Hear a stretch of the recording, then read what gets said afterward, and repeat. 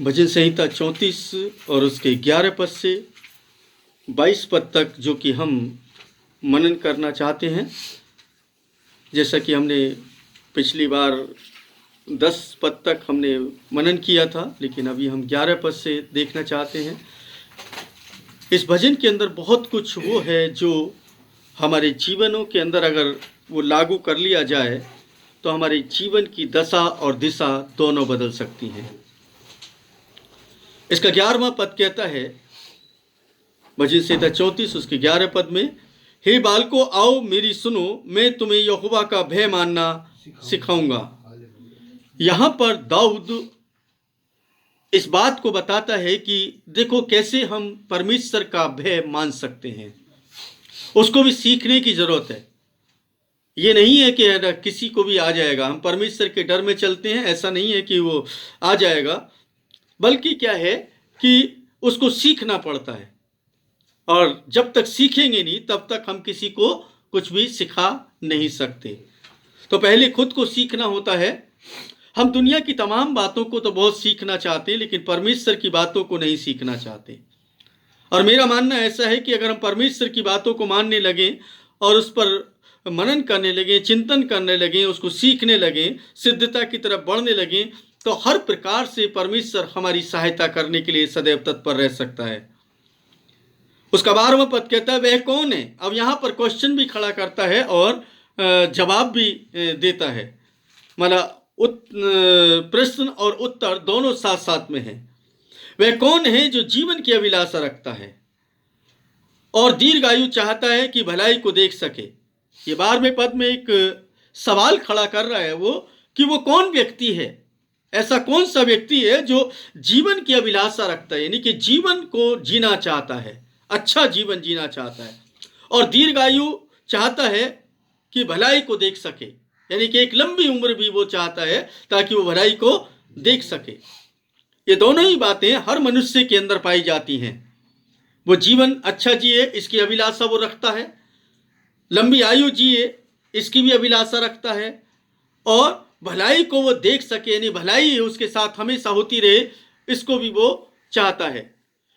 ये तीनों बातें वो मनुष्य चाहता है।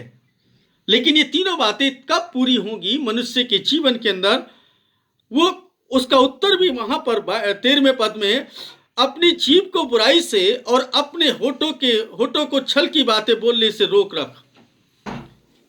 सबसे पहला काम क्या करना है, अगर मान लीजिए आपको परमेश्वर का भय मानना है और जीवन की अभिलाषा रखना चाहते हैं, आप रखते हैं और दीर्घायु चाहते हैं, एक लंबी उम्र चाहते हैं और भलाई देखना चाहते हैं अपने जीवन काल में, तो सबसे पहला काम आपको एक करना चाहिए कि अपने जीव को बुराई से और अपने होठों को छल की बातें बोलने से रोके रखें। लेकिन मनुष्य शायद यही नहीं कर पाता। जीभ बुराई करने के लिए सदैव तत्पर रहती है और हमारे होठों से छल की बातें हमेशा निकलती हैं। और जब तक हम ऐसे अपने जीवन को जिएंगे तब तक हम उसकी भलाई को नहीं देख सकते जिस भलाई की हम कामना करते हैं, जिस भलाई को हम चाहते हैं। बाइबल कहती है, अगर याकूब की पत्री के अंदर पढ़े तो कि जीभ जो है वो हमारे शरीर के अंदर एक नरक लोक के समान है। ये जीभ है जो मनुष्य को अपना बना सकती है, ये जीभ है जो मनुष्य को पराया कर सकती है। इसलिए जब कोई भी शब्द आप बोलते हैं तो वो शब्द बहुत ही नपे तुले होने चाहिए। या तो आप इतने परिपक्व हो, अगर कोई भी बात है ना बोल रहे हैं तो उस परिपक्वता के साथ बोलें जो अगर वो सामने वाले व्यक्ति को बुरी भी लगे तो आने वाले वक्त में वो जो वचन है वो उसके लिए मार्गदर्शन का कारण बन सके। अगर आपको ही नहीं मालूम है और आप बिना सोचे समझे कुछ भी बोल देते हैं तो ये आपके लिए भी दुखदाई है और सामने वाले के लिए भी दुखदाई है। अगर आप किसी की बुराई कर रहे हैं तो उस बुराई का वाजिब कारण होना चाहिए। अगर कारण नहीं है तो कोई बुराई करने का मतलब नहीं निकलता, क्योंकि उससे आपको कुछ भी लाभ नहीं होने वाला है। आपके पास परिपक्वता के साथ वो बातें होनी चाहिए जो परमेश्वर चाहता है।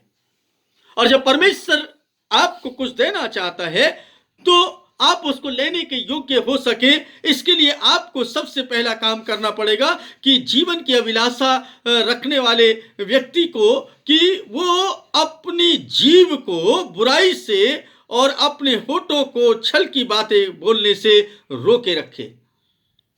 अगर ये काम कर लिया किसी ने तो मान लो परमेश्वर का भय आना उसके जीवन के अंदर शुरू हो गया। ये नहीं है कि आप अपने जीवन में हर एक से ये उम्मीद कर सकते हैं, ऐसा हो नहीं सकता। लेकिन इस दुनिया के अंदर परमेश्वर कुछ लोगों को ऐसा भी रखता है ताकि वो आलोचनाएं करें। परमेश्वर इसलिए भी रखता है कि ताकि वो परमेश्वर किसी के माध्यम से कुछ बातें बुलवाए।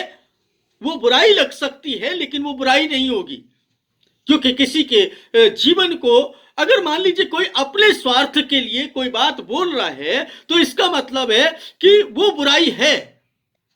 अपना उल्लू सीधा करने के लिए कोई कार्य कर रहा है तो वो बुराई में शामिल आएगा होगा। लेकिन जिसको कोई मतलब ही नहीं है, जिसको कोई लेना देना नहीं है, जिसको कोई स्वार्थ नहीं है, और जब वो कोई बात बोले और वो ना कोई चर्चा करता है तो इसका मतलब है कि उसका कोई परमेश्वर की तरफ से कोई ना कोई वो बात है जो हमारे जीवन को एक नयापन दे सकता है, नई दिशा दे सकता है। बुराई से दूर रहे और भलाई कर। लेकिन मनुष्य ज्यादातर क्या है, बुराई में तो फंसा रहता है और भलाई तो उसके पास तक नहीं फटकती। मतलब बुराई इसमें तो लगा रहता है और भलाई उसके पास तक नहीं फटकती। शांति को ढूंढ और उसका पीछा कर। लोग शांति को कम और शांति को ज्यादा ढूंढते हैं। उसने ऐसा क्यों कहा, वो ऐसा क्यों बोलता है, उसने ऐसा क्यों कहा, उसकी ये मजाल के वो ये कह दे। मनुष्य है कुछ भी नहीं, लेकिन फिर भी अपनी बातों को वो बड़ी बड़ी करके बोलता है, अपने आप को बड़ा साबित करने की कोशिश करता है। क्या कभी देखा है कि जो व्यक्ति बड़ा होता है या फलों से लदा होता है, बाइबल कहती है कि हमारे अंदर फल होने चाहिए, और अगर किसी पेड़ पर फल नहीं है तो वो पेड़ जो है वो कैसा है, काट करके आग में झोंकने के लिए है। और अगर फल आया है किसी के जीवन के अंदर तो वो झुका हुआ होगा, वो झुक जाएगा, उसको किसी बात से कोई मतलब नहीं होगा। जब फल लगता है किसी के जीवन के अंदर तो वो मनुष्य झुकना शुरू हो जाता है। आत्मा के फल हम बात तो करते हैं, चर्चा तो करते हैं, लेकिन क्या वो फल हमारे जीवन के अंदर हैं? अगर वो फल हैं तो हमें झुकना आना चाहिए, क्योंकि फलों के बाद में कोई भी चीज जो है वो झुक जाती है, कोई भी पौधा झुक जाता है, वो कभी भी खड़ा नहीं रह सकता। जो तना है वो फलों से लदा नहीं है। इसलिए अपने आप को बुराई से दूर रखें, भलाई करें, शांति को ढूंढें, उसका पीछा करें। यहोवा की आंखें धर्मियों पर लगी रहती हैं। किस पर लगी रहती है? धर्मियों पर। अभी हम तो ना, हर एक व्यक्ति कहता है कि हम तो धर्मी हैं।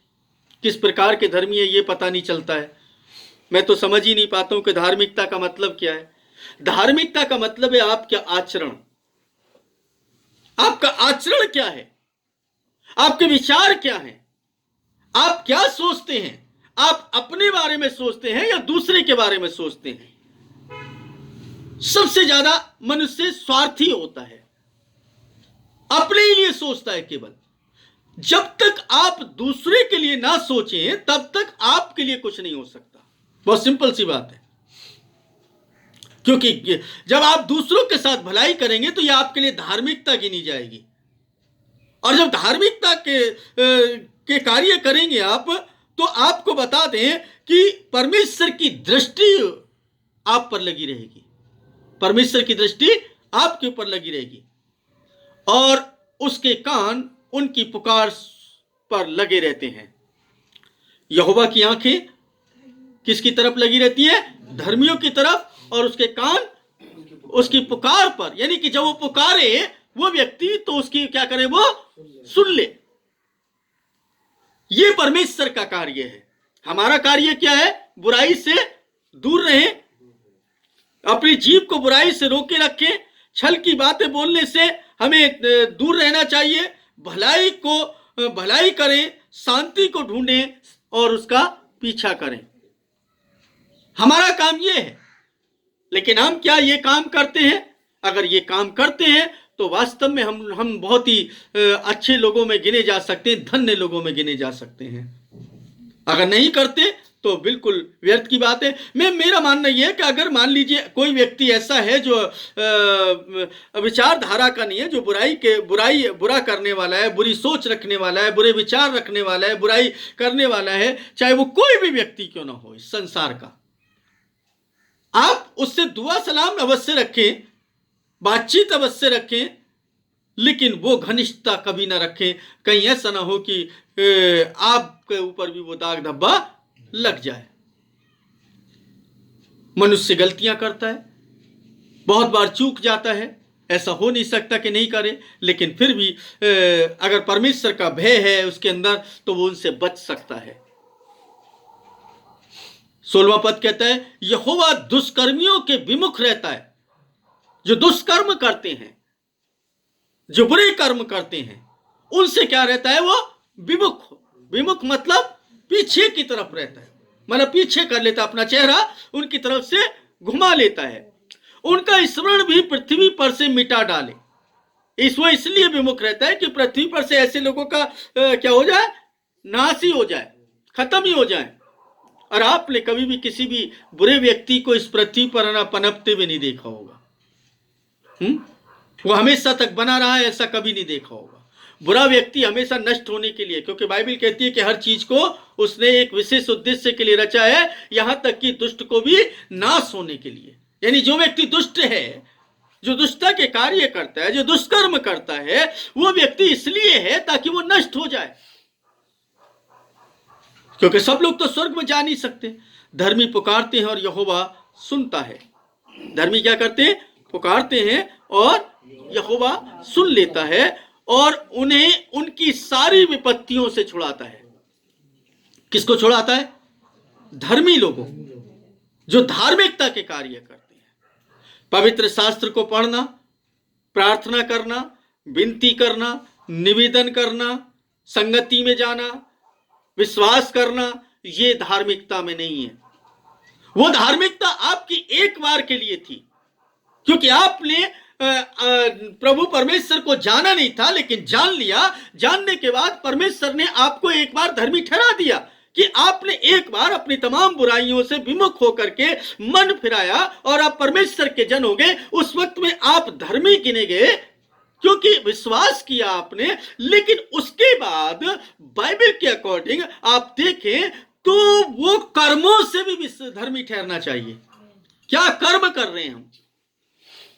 इब्राहिम की बात करते हैं, इब्राहिम के एक पहलू को हम देखते हैं, खाली कहना उसने विश्वास किया परमेश्वर पर और वो धर्मी गिना गया। लेकिन आप उस बात को भूल जाते हैं, वो धर्म से ही नहीं बल्कि उसकी धार्मिकता जो है उसकी विश्वास से ही नहीं बल्कि कर्मों से भी थी। अगर वो कर्म नहीं करता, खाली विश्वास ही करता, तो आज वो विश्वास का पिता नहीं कहलाया जा सकता था। इसका मतलब है कि दोनों साथ साथ चलना चाहिए। खाली विश्वास करने से काम नहीं चलता। विश्वास करने से ये नहीं कह सकते कि नहीं जी हम तो बहुत ना बड़े धर्मी हो गए। विश्वास करने से धर्मी नहीं बनते, बल्कि कर्म जब करते हैं वो धार्मिकता गिनी जाती है आपकी। क्यों? क्योंकि आपको कुछ करने के लिए दिया है इस दुनिया में। आप यहां पर दुनिया में क्यों हैं? कुछ कर्म करने के लिए ना। और बिना कर्म करे तो कुछ मिलता नहीं है। जब तक कर्म नहीं करेंगे तब तक कुछ भी मिलेगा नहीं। धर्मी पुकारते हैं, यहोवा सुनता है। दूसरी बार यहां पर ना देखते हैं और उन्हें उनकी सारी विपत्तियों से छुड़ा लेता है। यहोवा टूटे मन वालों के निकट रहता है और पश्चातापी आत्मा का क्या करता है?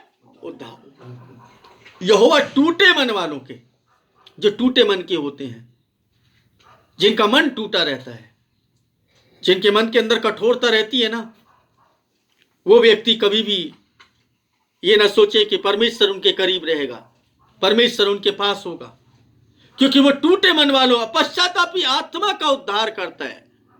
जिस व्यक्ति के अंदर पश्चाताप नहीं, हाँ मैंने गलती की है। बहुत सारे लोगों को देखता हूं कि गलतियां मानते ही नहीं, गलतियां भी कर रहे होते लेकिन मानते ही नहीं है। मैंने कोई गलती नहीं की।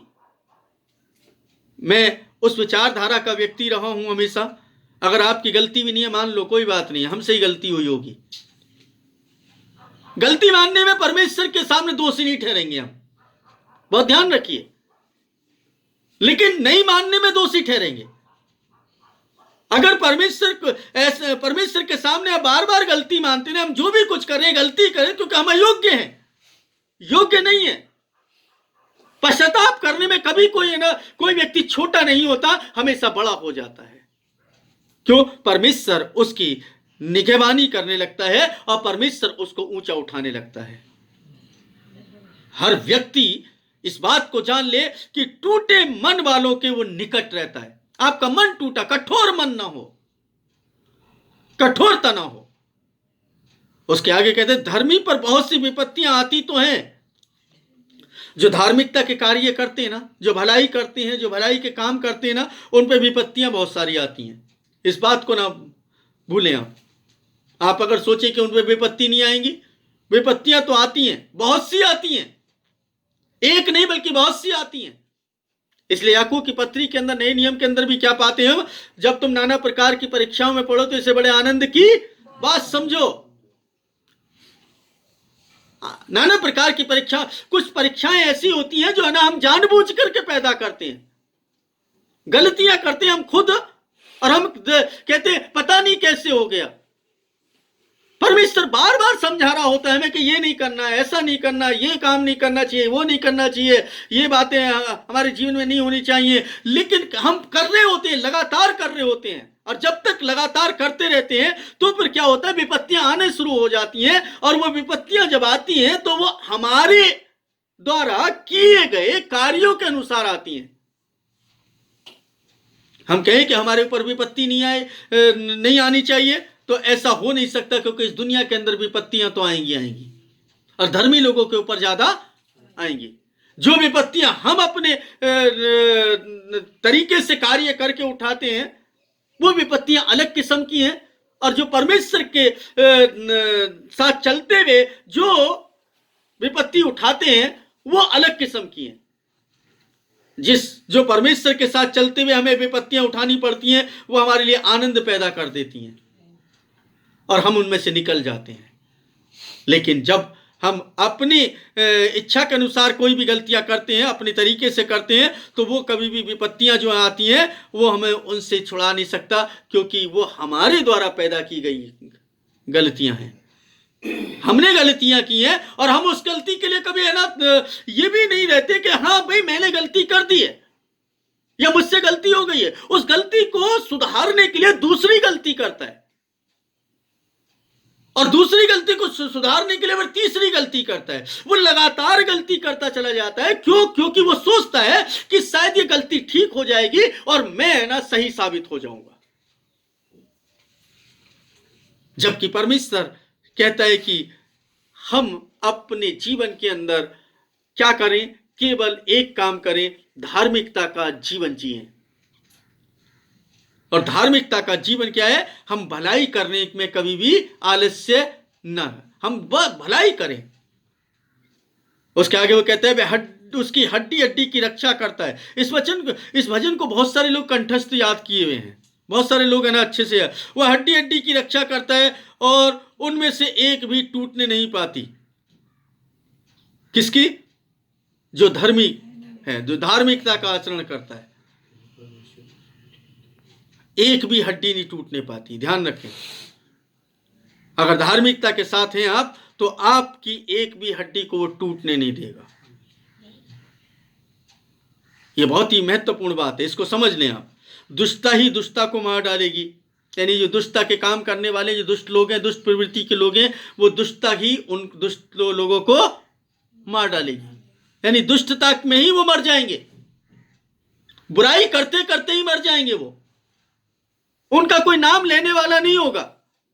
इसलिए अपने जीवन के अंदर कुछ ऐसा करके जाओ ताकि आपके जाने के बाद लोग आपको याद रखें। एक दिन नहीं, 2 दिन नहीं, 10 दिन नहीं, 2 साल नहीं, बल्कि पीढ़ियां याद रखें। तब आपका जीवन आनंद से भरा होगा जब ऐसे काम करेंगे। दुष्टता ही दुष्टता को मार डालेगी और धर्मी के बैरी दोषी ठहरेंगे। जो धार्मिकता का आचरण करते हैं ना, जो भलाई के साथ चलते हैं, और वो जो उसके बैरी बन जाते हैं, बहुत सारे बैरी बन जाते हैं। अगर है ना आपको सही बात बोलना शुरू कर दीजिए, आप सत्य बोलना शुरू कर दीजिए, आपके 50 दुश्मन हो जाएंगे। आप उनके हिसाब से बातचीत करना शुरू कर दीजिए, आपके 50 नहीं बल्कि 100 मित्र हो जाएंगे। हाँ? आपको एक ढूंढोगे 1000 मिल जाएंगे, बस दुनिया के जैसी बात करना शुरू कर दीजिए आप। लेकिन जब आप सत्य बोलना शुरू करेंगे तो आपके दुश्मन बहुत सारे हो जाएंगे, विरोधी हो जाएंगे, क्योंकि उनके जैसे काम नहीं कर, क्योंकि वो सुनना वो चाहते हैं जो उनके कानों की खुजली मिटा सके। बाइबल कहती है कि लोग अपने लिए ऐसे उपदेशक बटोर लेंगे जो उनकी कानों की खुजली के कारण हो, कानों की खुजली के अनुसार हो, यानी कि उनकी कानों की खुजली मिटा सके। और वो खुजली कैसे होती है? मन से ही होती है। मन उनको प्रेरित करता है कि ये सब कुछ हमें ऐसे शब्द सुनने के लिए मिलने चाहिए हमें। और जब हमें उसी तरीके के दुनिया के जैसे दुनियावी सब शब्द सुनने के लिए मिलते हैं तो हमारे कान बड़े आनंदित हो जाते हैं, हमारा मन भी आनंदित हो जाता है थोड़े समय, लेकिन थोड़े समय के बाद फिर दुखी। तो इसका मतलब है कि परमेश्वर कहते हैं कि धर्मी के बैरी बहुत सारे हो जाएंगे, दोषी और जो है वो दुष्ट होंगे और वो दोषी ठहरेंगे। मतलब एक समय आएगा कि कुछ समय के बाद वो लोग दोषी ठहरेंगे, फिर पता चलेगा क्या सही था क्या गलत था। उसके आगे कहते हैं आखिरी पद के ये 22वां पद, यहोवा अपने दासों का प्राण मोल लेकर के छुड़ाता है और उसकी शरण लेने वालों में से कोई भी दोषी न ठहरेगा। अगर आप दोषी नहीं ठहरना चाहते हैं तो आपको उसकी शरण लेनी चाहिए। अजीजों, जब तक हम उसकी शरण में हैं तब तक हमारा जीवन सुरक्षित है, तब तक हम आनंदित हैं, तब तक हमारे पास खुशियां हैं, तब तक हमारे पास शांति है, तब तक हमारे पास सब कुछ है जो हम पाना चाहते हैं। क्योंकि परमेश्वर नहीं तो कुछ भी नहीं, परमेश्वर है तो सब कुछ है? मुझे अभी सुबह सुबह में एक कविता को याद किसी की कविता याद आ रही थी, माँ पर और पिता पर उसने लिखी है वो कविता, और बहुत अच्छे अल्फाज हैं उसमें। तो उसमें एक लाइन है, पिता है तो बाजार के सारे खिलौने अपने हैं। पिता है तो बाजार के सारे खिलौने अपने हैं, पिता नहीं तो कुछ भी नहीं है। ठीक है, अगर परमेश्वर है तो दुनिया की तमाम चीजें अपनी हैं, अगर परमेश्वर नहीं तो कुछ भी नहीं है। उस कविता को अगर आप सुनेंगे तो बहुत ही सुंदर कविता है, पिता के ऊपर लिखी है, मुझे नाम याद नहीं आ रहा उनका, लेकिन बहुत ही सुंदर शब्द हैं, बहुत सुंदर अल्फाज हैं। हम उसको उस कविता के शायद परमेश्वर ने उसके मन में ये डाला कि वो इसको लिख सके, और हम देखें कि हमारा सांसारिक पिता के बावजूद भी एक पिता है जो स्वर्गीय पिता है, जो परमेश्वर यहोवा है। अगर वो हमारे साथ है तो दुनिया के तमाम खिलौने हमारे अपने हैं। परमेश्वर हम सभी को आशीष दे, परमेश्वर